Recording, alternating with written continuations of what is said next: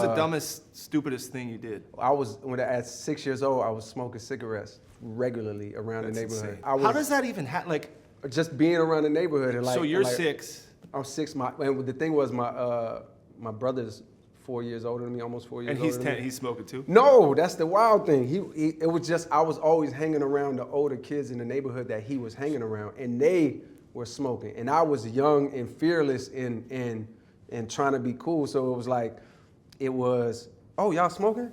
Like, let me see that. Yeah. You know what I mean? And of course, we're all out there kind of like young parents with like long leashes. Not like my mom knew I was doing this. She was just, my mom comes from a town. First of all, my mom got 10 brothers and sisters. Okay. She comes from or maybe 9 brothers and sisters. She comes from a massive family with a single mother, like type of broken home type of thing where they all raised each other. Sure. And she comes from a small town where it was like, yo, you leave your door unlocked. She comes from where you can let your kid, like I was out, and she allowed me that, probably like she was, just out there.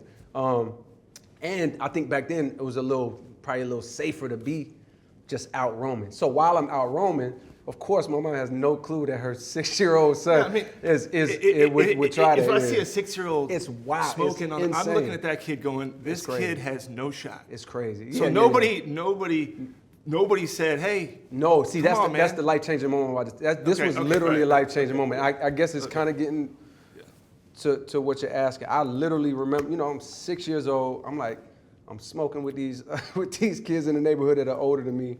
And to them it's funny. They're 10 themselves, so it's funny for them to see, like, nobody's really worried about me. Like, hey, don't do that. You know what I mean? They just like they're 10 and smoking cigarettes. They got their you know own, what I mean? So like they're not. Yeah. It's not like they're gonna say, hey man, maybe you should do that. Nah. So I'm smoking with these older kids. Boom, boom. This is going on for 2-3 weeks or something. And one day I'm down the street at a house where it was happening at. And my brother comes up, and I ask one of our homeboys in the neighborhood, I'm like, yo, you got any cigarettes? I'm 6, trying to be cool. I'm like, yo, you got any cigarettes? My brother hears this for the first time because he didn't know what was going on. My brother hears it, and he's like, what are you talking about? Like, Jermaine, shut up. Shut up. That was my brother's energy. Shut up. Like, Jermaine, shut up. Like, what you talking about? I'm like, oh, he don't know. He don't know. I'm like, yo, tell him, don't I be smoking? Like, proud of it, like trying to be cool. I do this. This is what I do. And so they confirmed it. They was like, yeah, he be smoking. So right away, and looking back in retrospect, I'm so grateful my brother did this. And at the time, I was so like, I felt so like it was treason. But my brother was like, I'm telling mom. And he walked home. And I'm 6, of course I'm dumb. But I'm like, I don't care. Like at 6 years old, I was like, you're gonna go and tell mom, and then she's gonna ask me, and I'm gonna say I don't smoke. I saw it. You saw that. I saw it in my mind. I'm just gonna say I don't smoke. Let's go. All right. So this is how dumb I am. Now the cigarettes are available. I go into the backyard right at this time, and we start smoking the cigarette, and I'm being cool, boom, boom, boom. And so my brother, about, 20 minutes later or something, walks to the backyard where we was at. And he was like, Jermaine, he was like, mom wants to see you. I'm like, all right.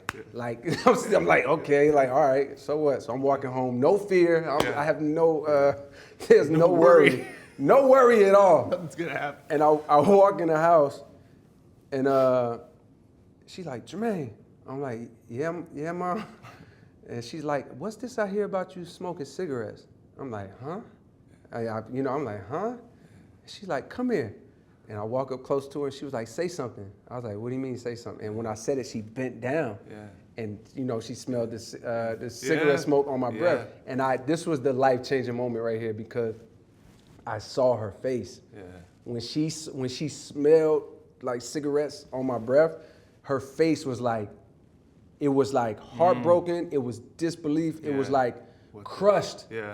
I remember the look on her face, and she was like, you have been smoking. Like, it hit her like that. Her baby, I'm the youngest of 2, that her baby, who's 6, A, is capable of smoking cigarettes, and B, capable of lying dead to her face about it. So it hit her, and I'm pretty sure, and my mom was not the type to give the whoopings that would like be relegated to my stepfather down the line, but I think I got one right then and there because it was just like an emergency situation that I feel like she had to do. But honestly, I don't even remember the whooping because, matter of fact, I know she gave me a whooping because her boyfriend, who would end up becoming my stepfather, came home, and he usually was like the disciplinarian, and he was like, when he told me, he was like, I heard about what happened. He was like, I'm not gonna whoop you because I heard your mom already did it. So she must have whooped me, but my point is, I don't remember that part. Yeah. All I remember was her face. Yeah. And the reason why I think that was the life-changing moment, to where after that I didn't need much correction, I became a self-corrector, is because that was the first time that I became aware that like, oh, my actions can hurt someone else. Like things that I do, my decisions can hurt somebody else.